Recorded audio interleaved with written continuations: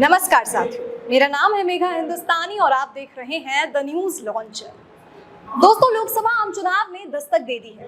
एक तरफ कांग्रेस पार्टी अपने संकल्प पत्र के बलबूते पर चुनाव लड़ रही है, तो वहीं दूसरी तरफ भारतीय जनता पार्टी और उनके तमाम नेतागण नफरती भाषण, बयानबाजी और विपक्षी पार्टियों को घेरने इस मुद्दे पर चुनाव लड़ रहे हैं। अब ऐसे में बहुत जरूरी हो जाता है ये समझना कि कांग्रेस अपना संकल्प पत्र और उसमें किए गए वायदे लोगों तक कैसे पहुंचाती। तो आज चर्चा करने के लिए सुभाषिनी जी हमारे साथ मौजूद है, नेशनल स्पोक्सपर्सन कांग्रेस पार्टी की। मैम, बहुत बहुत स्वागत है आपका।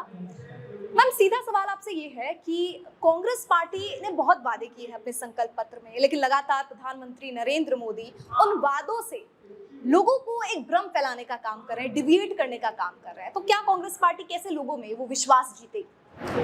पहली बात तो ये सुनकर मुझे बहुत अच्छा लगता है कि आजकल प्रधानमंत्री जी हमारे मैनिफेस्टो को रोज़ाना पढ़ रहे हैं, अच्छे से पढ़ रहे हैं।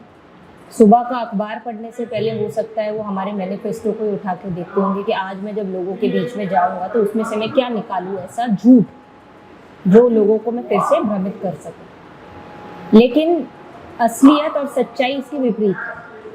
ये मैनिफेस्टो अभी तक का कांग्रेस के इतिहास में सबसे भव्य और सबसे सकारात्मक और ज़मीन पर रहने वाला मैनिफेस्टो है, जो अंतिम पायदान पे खड़े आदमी के हक की बात कर रहा है, किसानों की बात कर रहा है, युवाओं की बात कर रहा है, महिलाओं की बात कर रहा है, रोजगार की बात कर रहा है, महंगाई घटाने की बात कर रहा है। ये असल मुद्दे हैं। और मुझे इस बात का दुख भी है कि प्रधानमंत्री जी रोज हमारे मैनिफेस्टो को रट के और पढ़ के जा रहे हैं, लेकिन वो उसके मतलब को नहीं समझा पा रहे हैं।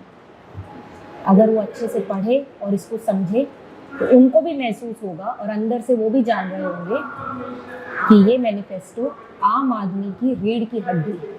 जी मैम, सवाल बहुत से हैं। लगातार देखा जा रहा है कि ईडी सीबीआई के माध्यम से जो एजेंसियां सरकारी होती है उसका सरकार फायदा उठा रही है और विपक्षियों को कभी जेल में डालने का काम कर रही है, कभी अपनी ही सरकार में ज्वाइन करवाने के लिए फोर्स कर रही है।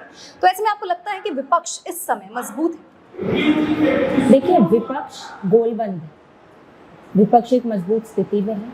लोग विकल्प देख रहे हैं। आज जो हमारे देश की 150 करोड़ जनता है वो विपक्ष के साथ खड़ी है और विपक्ष को एक नई आशा की तरह देखती है। 10 साल मोदी जी ने झूठ की और जुमलों की सरकार चलाई। अब ये जनता है जो आने वाले 24 के जो आने वाले आम चुनाव हैं उसमें उनको जवाब देने का काम करेगी। जी, पर मैम बहुत से ऐसे हार्डकोर वोटर्स हैं जो किसी भी कीमत पे मोदी जी को ही लाना चाहते हैं, लेकिन दूसरी तरफ हम देखें कि वोटिंग परसेंटेज में भी गिरावट हुई है। और क्या यही कारण है कि भारतीय जनता पार्टी बहुत ज़्यादा बौखला गई है कि लगातार बयानबाजी, न केवल प्रधानमंत्री, आप किसी भी नेता को, मुख्यमंत्री योगी जी भी बोलते हैं, आप मध्य प्रदेश के मुख्यमंत्री को ले लीजिए, इस प्रकार के बयान आ रहे हैं लगातार सामने। तो इस समय जब चुनाव सामने है और इस प्रकार की स्थिति बनाई जा रही है, तो क्या लग रहा है कांग्रेस बहुत ज़्यादा प्रेशर में है इस समय? देखिए, ये उनकी बौखलाहट ही है। जब वोटिंग के देखिए 2 पैटर्न होती है। या तो वोटिंग जब बहुत ज़्यादा पड़ती है तो आदमी एक बदलाव की तरफ बढ़ता है, या फिर वो बहुत कम पड़ती है तो एक वो संशय का विषय हो जाता है कि हुआ क्या। हमने इस स्थिति में कई विभिन्न राज्यों में देखा है जहाँ पे वोटिंग 80% तक भी हुई, जैसे मणिपुर में। कई जगह देखा हमने कम हुई है, पर इसका मतलब ये नहीं है कि वो विपक्ष के पक्ष में नहीं हुई होगी। इसका मतलब ये भी हो सकता है कि जनता सत्ताधारी पक्ष को पसंद नहीं कर रही है, उनको जिताना नहीं चाह रही है, उनके साथ जुड़ना नहीं चाह रही है। पहली बात। दूसरी बात, आपने मेरे से पूछा कि कांग्रेस अपने आप को कमजोर महसूस करी। कांग्रेस पार्टी जमीनी तौर पर इस देश की सबसे पुरानी पार्टी है। मैं 70 साल की बात नहीं करूंगी। आज़ादी से लेकर, आज़ादी की लड़ाई से लेकर आज जो एक दूसरी आज़ादी की लड़ाई में उलझे हुए हैं, जो ऐसी आज़ादी हमको चाहिए जिसमें हमें न्याय मिले, जहाँ पर पिछड़ों की, दलितों की, आदिवासियों की हित की बात हो, उस लड़ाई को हम लड़ने जा रहे हैं, उनको उनका अधिकार दिलाने जा रहे हैं। ये भी एक संघर्ष ही है। तो इस संघर्ष में कांग्रेस पार्टी मजबूती से जमीन पर उनके साथ खड़ी है और आने वाले समय में वही लोग मजबूती से, जो इंदिरा की कांग्रेस थी, उसको वापस लाने का काम आदरणीय राहुल गांधी जी अपने लीडरशिप में कर रहे हैं। जी, अब मैम मैं आपसे कुछ थोड़ा सा बेटर हो सकता है क्वेश्चन की ऑर्गेनाइजेशन को लेकर भी सवाल उठते हैं। मैं पर्सनल तौर पर भी लोगों से मिली हूँ जो टिकट कटने से कारण नाराज चल रहे थे और वो कांग्रेस की मैकेनिज्म और ऑर्गेनाइजेशनल जो स्ट्रक्चर है उस पर ही सवाल उठाते थे। देखिए, ये दोनों जगह होता है। बीजेपी ने भी ऐसे बहुत लोगों की टिकट काटी है और कांग्रेस में भी ये चीज, ये सब पार्टियों का है। लेकिन बीजेपी को तो एक अपर हेड है ना कि वो विपक्षियों को लाकर अपने में शामिल कर लेती है। विपक्षियों को अपने हमारे पार्टी से सफाई कर रहे हैं, फिल्टर कर रहे हैं हमारे पार्टी से सब। ये एक मैकेनिज्म कमजोर है तो इसका ही उदाहरण है। कमजोर नहीं है, जिन लोगों को जाना था वो जा रहे हैं। ये आप समझिए इस बात को। जब देश में परिवर्तन होता है, कुछ लोग जो उसको एक्सेप्ट नहीं कर पाते हैं वो अपनी राह दूसरी चुन लेते हैं। हो सकता है वो सामाजिक न्याय से नहीं जुड़ना चाह रहे हो जो गए हैं, हो सकता है वो आर्थिक न्याय से नहीं जुड़ना चाह रहे हो सकता है वो जो युवाओं, किसानों और बेरोजगारी के मुद्दे हम लोग उठा रहे हैं उससे नहीं जुड़ना चाह रहे हो। उनकी आस्था और उनके मन के अंदर कोई जगह ना हो इन चीज़ों के लिए। तो ये अच्छा है, हमारी पार्टी से तो सफाई हो रही है, फिल्टरेशन हो रही है। सिर्फ वही लोग रह जाएंगे इस पार्टी में जो इन मुद्दों को लेकर लोगों के बीच में जाने का काम करेगी। बहुत से लोग हैं जो कांग्रेस में भी शामिल हुए हैं बीजेपी से। हम लोगों ने उनको उनकी क्रेडिबिलिटी पर, उनकी बैकग्राउंड पर, जो लोगों के मशवरा लेकर उनको भी मौका दिया है। तो मैम दूसरी वजह बीजेपी ने, दूसरी तरफ आप देखेंगे जितने भी लोग गए हैं उसमें से मुझे नहीं लगता 1% को ही मौका दिया गया होगा, बाकी सबको अभी असमंजस में ही रखा गया और आगे भी असमंजस में ही रहेंगे।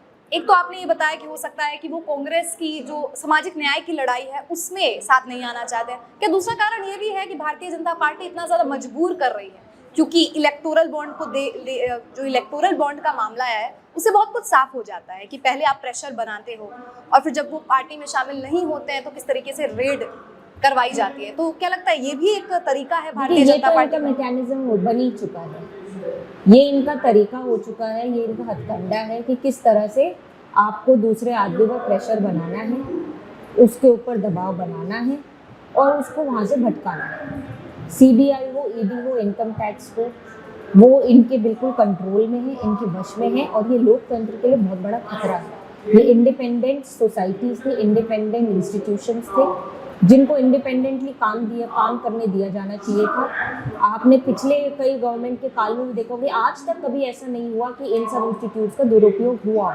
अपने सिर्फ कुछ महत्वाकांक्षाओं को पूरा करने के लिए, लेकिन आज हो रहा है। वही लोग जो बीजेपी को गंदे दिखते थे, करप्ट दिखते थे, वो आज बीजेपी में शामिल होकर अचानक साफ हो रहे हैं। तो ये खुद ही जनता देख रही है और जनता इसके ऊपर अपना निर्णय लेगी। जी, अब कांग्रेस की मैनिफेस्टो की बात करते हैं। कास्ट सेंसस एक बहुत बड़ा मुद्दा है और कौन कौन से ऐसे मुद्दे हैं जिससे आप जनता का विश्वास जीतना चाहेंगे और जनता तक पहुंचना चाहेंगे ताकि जनता आपसे कनेक्ट हो? देखिए, हमारे देश में हजारों साल से एक गुलामी करने की प्रवृत्ति रही है हमारे देश की जनता को, चाहे वो मुगलों की उन्होंने गुलामी सही हो, अंग्रेजों की सही हो या आज वो सह रहे हो। हमारे देश में हमारी माँ भी गुलाम रही है, महिलाएं हमेशा पीछे रही।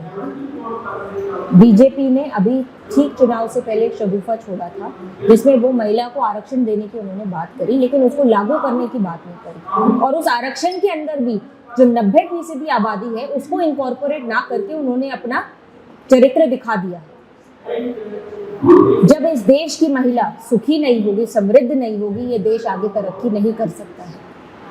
आज जिस स्थिति में हमारे देश की महिला है उसके अंदर कांग्रेस के मैनिफेस्टो में उन महिलाओं को सालाना 1 लाख रुपए दिया जाएगा उनकी आर्थिक स्थिति सुधारने के लिए, क्योंकि जो ये 10 साल में करके जाएंगे ना उससे उभरने के लिए कुछ ना कुछ सपोर्ट सिस्टम उनको चाहिए होगा। जो देश का 5 साल का लाखों करोड़ों का बजट होता है उसको सही जगह लगाना ये एक सरकार का फर्ज होता है और ये कांग्रेस सरकार के मैनिफेस्टो में जायज है। युवाओं के लिए रोजगार की बात की गई है, यहाँ पर जैसे भटकाने के लिए कहा जा रहा है कि युवाओं को मुफ्त पैसा दिया जाएगा, ऐसा नहीं है। सब चीजें देखी जाएंगी, किस प्रकार से उन पैसों का वितरण होगा। जॉबलेस लोगों को, बेरोजगारी के जो लोग बीपीएल के नीचे उन लोगों को, मतलब हर चीजों को मद्देनजर देखते हैं। पर यही है कि हमारे मैनिफेस्टो को मोड़ तोड़ के लोगों के बीच में पेश किया जा रहा है। भागीदारी है, जातिगत जनगणना, कांग्रेस ने तो 2011 में भी जनगणना कराई थी, उसी को रिवील कर दीजिए आप। जातिगत जनगणना तो हम करा लेंगे, लेकिन जो सोशो इकोनॉमिक जनगणना हुई थी 2011 में उसका डाटा आज भी सरकार के पास सिक्योर है, क्यों उस डाटा को बाहर नहीं निकाला जाता है? हम उसी की बात कर रहे हैं, हम देश की एक्सरे करने की बात कर रहे हैं, हम जवानों की बात कर रहे हैं जो अग्निवीर से उनका हक छीना गया है, आप जाइए हरियाणा में, पंजाब में, वेस्टर्न यूपी में, वहाँ के युवाओं से पूछिए उनका दर्द। ये कोई भी उस योजना को प्रयोग नहीं करना चाहता है, कोई भी नहीं जाना चाहता है अग्निवीर बनकर, क्योंकि 4 साल के बाद उनका जीवन समाप्त हो जाएगा, उनको कोई सुविधाएं नहीं मिलेगी और वो क्या करेंगे। 20,000 तो किसी छोटी सी कंपनी में भी लगकर कमा सकते हैं। जी बिल्कुल, युवाओं से बातचीत करते हुए अक्सर युवा भी बताते हैं कि बचपन से उनका सपना होता था, लेकिन अब जो स्थिति है वो इतनी ज़्यादा परिवर्तित हो चुकी है कि लोगों का मन भी नहीं लग रहा है। अब सवाल तो बहुत है, जैसे महिलाओं की आप बात कर रही थी, अब इसी महिला शक्ति शब्द पर प्रधानमंत्री ने राहुल गांधी का घेराव किया है, तो क्या आपको लग रहा है एक नैरेटिव सेट करने का प्रयास किया जा रहा है, लोगों को लगातार भ्रमित करने का प्रयास किया जा रहा है कि कांग्रेस असल में जनता से कनेक्ट ना हो जाए, इसके लिए कभी जवानों के नाम का इस्तेमाल किया जा रहा है, कभी आप राम मंदिर का नाम का इस्तेमाल कर रहे हैं, तो क्या चल रहा है? आपको क्या लग रहा है कि भारतीय जनता पार्टी किस लाइन पर चल रही है?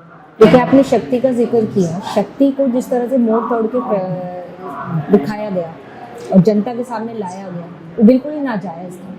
नाजायज किस लिए था? शक्ति सिर्फ महिलाओं से रिलेटेड नहीं होती है। पहली बात तो मैं ये कहना चाहूँगी, शक्ति एक आपकी बल भी होता है, एक आपकी जो इनर एसेंस है उसको भी पोर्ट्रे करती है। शक्ति आप देख लीजिए ऐसी क्या रही होगी कि भगवान को भी अवतार लेना पड़ा था, भगवान श्री कृष्ण को, भगवान राम को, श्री राम को, उस ऐसी शक्तियों को विनाश करने के लिए उनको अवतार लेना पड़ा था उस युग में।